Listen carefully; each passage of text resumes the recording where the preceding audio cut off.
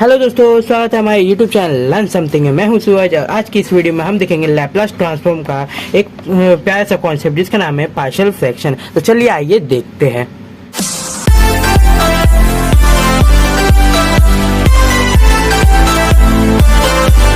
हम स्टार्ट करते हैं दोस्तों अपना क्या पार्शियल फ्रैक्शन। अब पार्शियल फ्रैक्शन हम यूज क्यों करते हैं, जैसा कि आप लोग जानते हैं कि बहुत सारे टर्म में क्या हो जाता है, ब्रैकेट्स में आ जाता है नॉर्मली x+3 x+2। तो इसे तो हम मल्टीप्लाई करके भी सॉल्व कर सकते हैं।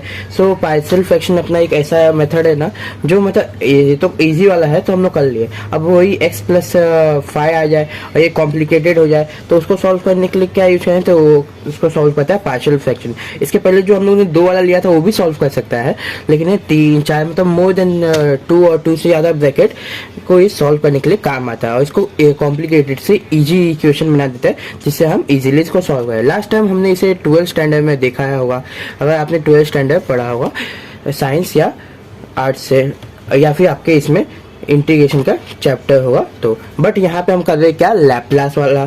सो हमारे यहाँ लैपलास में ये यूज होगा। अब एक एग्जाम्पल मैंने यहाँ पे लिया है, 1/x/y रहेगा तो उसे लिखेंगे कैसे। अब x के यहाँ पे क्या हो सकता है x+3 और y की जब क्या हो x+2 हो, तो इसे हम लोग अलग कर देंगे। अब अलग कर देंगे तो क्या हो जाएगा a/x + b/y। तो इसे हम लोग क्या कहेंगे, पार्शियल फॉर्मूला कहेंगे, जनरली इसको कहेंगे। और नॉर्मली एक और चीज़ आपने देखा होगा, इसके पहले हम लोग ने ये किया था शिफ्टिंग वाला इन्वर्स में। सो हम लोग को जब क्वाड्रेटिक आ जाया था, मतलब ये सॉल्व करने पे तो क्वाड्रेटिक ही बनेगा, तो हम लोग यहाँ पे इसको ब्रेक करके कर रहे थे। मतलब इसको ब्रेक कर रहे थे, यहाँ पे 6/2 कर रहे थे तो आ जाता था 3, और 3 का स्क्वायर हम लोग नॉर्मली कर रहे थे।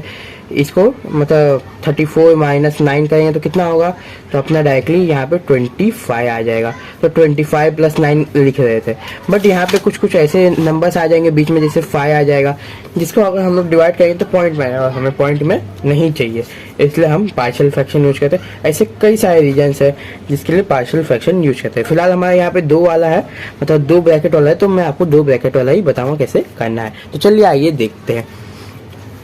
यहाँ पे तो फिलहाल मेरा यहाँ फर्स्ट क्वेश्चन है, लेकिन अभी तो एग्जाम्स आ रहे, सो क्वेश्चन बैंक में आपको क्वेश्चन इसी समय सॉल्व कराने का सोच रहा हूँ, तो वही कराऊंगा अभी मैं। तो यहाँ पे क्वेश्चन बैंक में हमारा 13 और 14 क्वेश्चन सेम है, एक ही है जिसका नाम क्या है, लैपलास इनवर्स ऑफ ब्रैकेट में 1/s² + 5s + 6।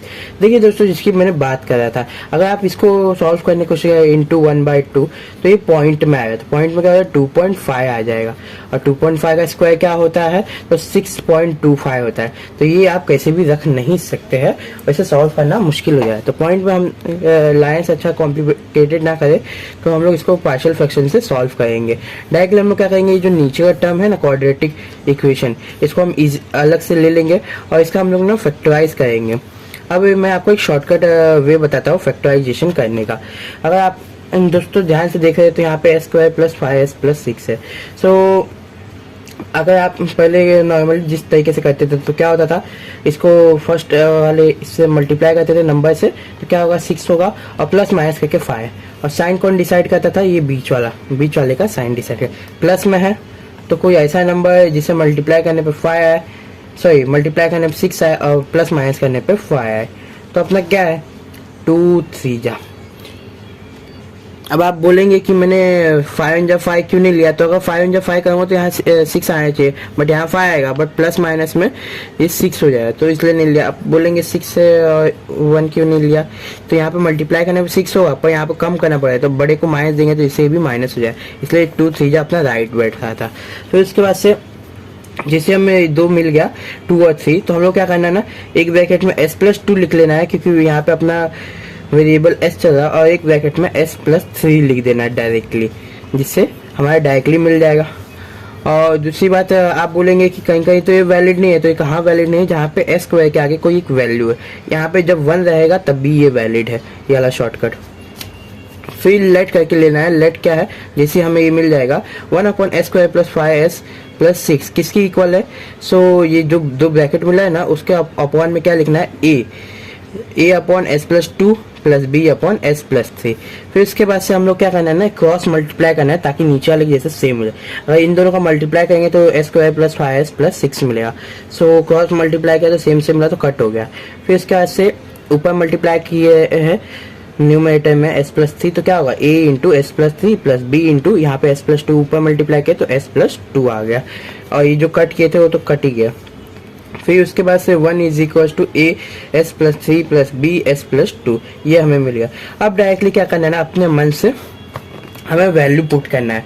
अपने मन से मतलब मेरे कहने का मतलब ये है, जब यहाँ पे 3 है तो इसको 0 बना के हम लोग को b का वैल्यू निकालना है। जब यहाँ पे 2 है तो इसको 0 बना के मतलब इक्वल टर्म को 0 बनाए तभी तो a का वैल्यू मिलेगा।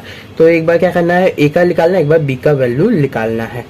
सो क्या पुट करूंगा कि ये 0 हो जाए तो यहाँ पे -2 है, तो put s is equal to -2, तो 1 is equal to a -2 plus 3 यहाँ पे प्लस अब +2 -2 मतलब सेम नंबर डिफरेंस साइन, तो क्या होता है 0। So 1 is equal to a into 1 आएगा।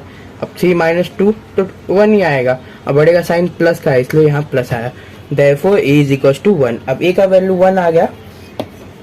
सो आप लोग डायरेक्टली क्या कर सकते हैं कि यहाँ पे put s is equal to -3, क्योंकि अब हम लोग को b का वैल्यू निकालना है तो यहाँ पे इसको 0 होना ही पड़ेगा ये पूरे टर्म को।